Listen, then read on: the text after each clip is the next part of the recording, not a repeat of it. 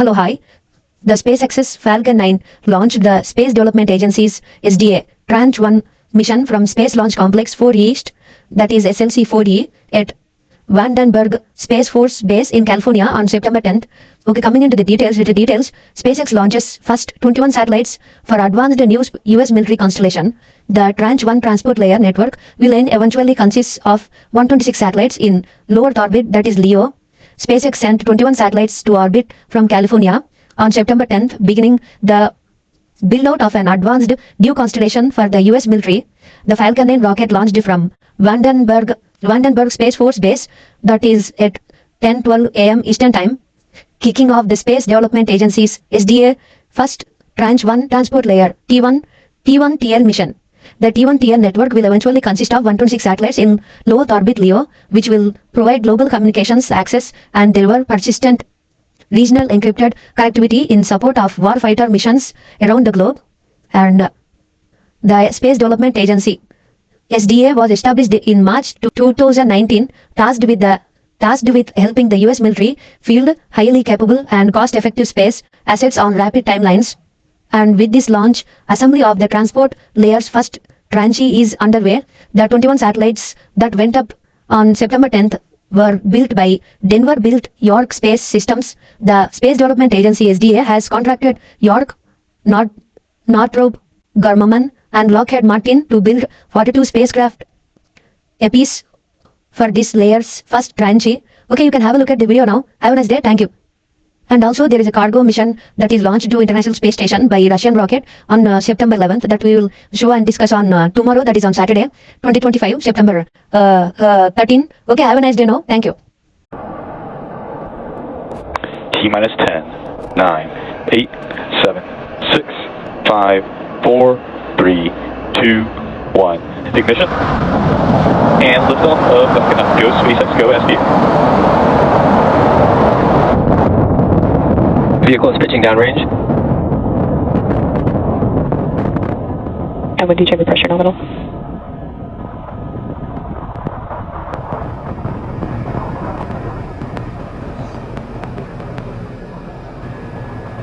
At T plus 30 seconds and counting, Falcon 9 has successfully lifted off from Slick 4E at Vandenberg Space Force Base in California.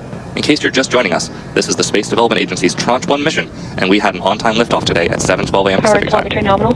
Coming up next, the vehicle will be passing through max Q, which is the point in the mission profile where the vehicle supersonic, where the vehicle experiences the greatest amount of aerodynamic pressure. Max Q.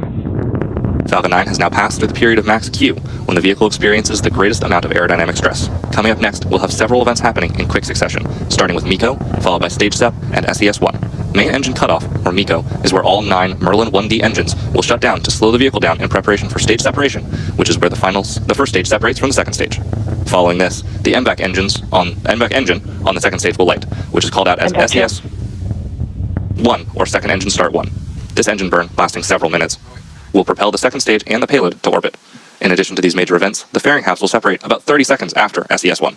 As a reminder, we will not have any Falcon 9 second stage or payload views at the request of our customer.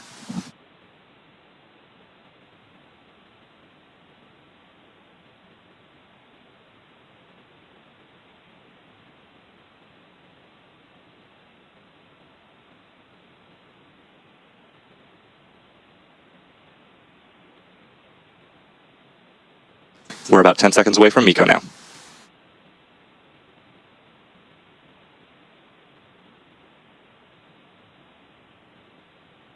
Main engine cutoff. Stage separation confirmed.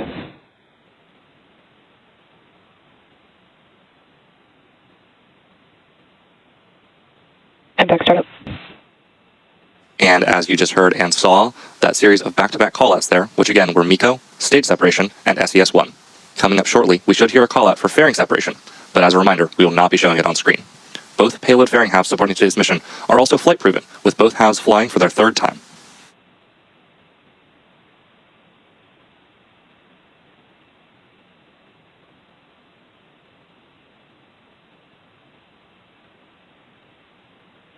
Fairing separation confirmed. And there you just heard that confirmation. We will be attempting to retrieve these fairing halves again today once they fall back to Earth with our recovery vessel, Go Beyond.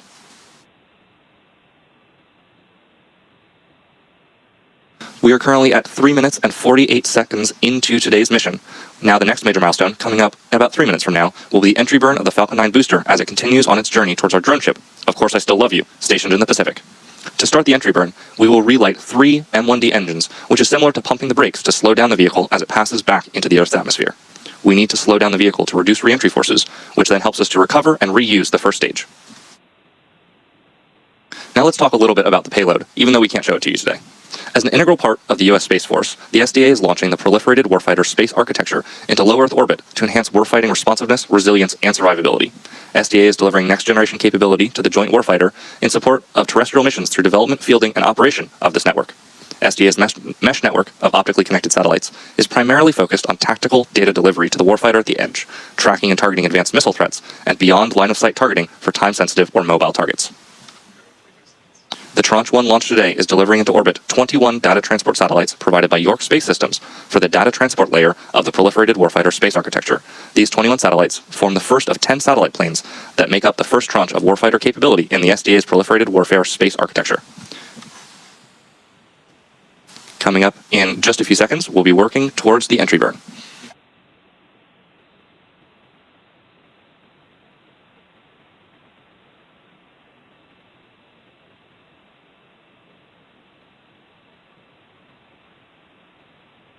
We are now 30 seconds away from the beginning of the entry burn. You should see the graphics light up as the engines do on the bottom of your screen.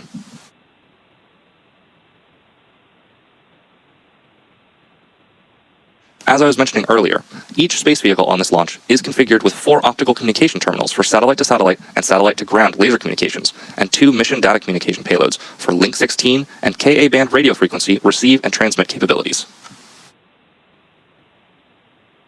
Stage 1 entry burn startup. Stage 1 FTS has saved.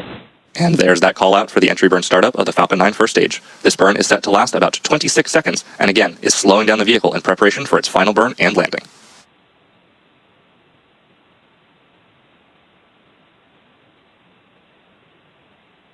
Stage 1 entry burn shutdown. And there's the call out for entry burn shutdown, the completion of the Falcon 9 first stage entry burn. Coming up next will be the first stage landing burn, which will start a little over a minute from now.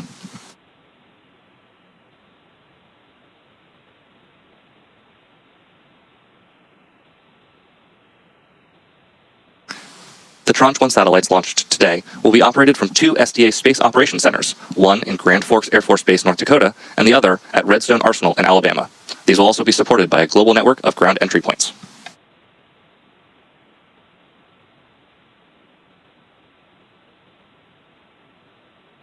Coming up next, we'll have the landing Stage burn 1 transonic. of the first stage. The landing burn is the final burn of the Falcon 9 booster, used to reduce the remaining speed of the vehicle for a gentle and precise landing on our drone ship. Of Course I Still Love You. Stage 2 terminal guidance. We should hear that call out for the first stage landing burn moments from now.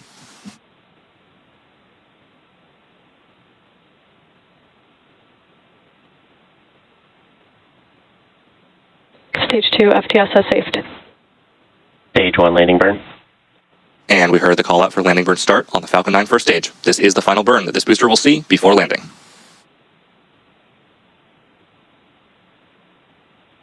And back shutdown. Stage 1 landing leg deploy.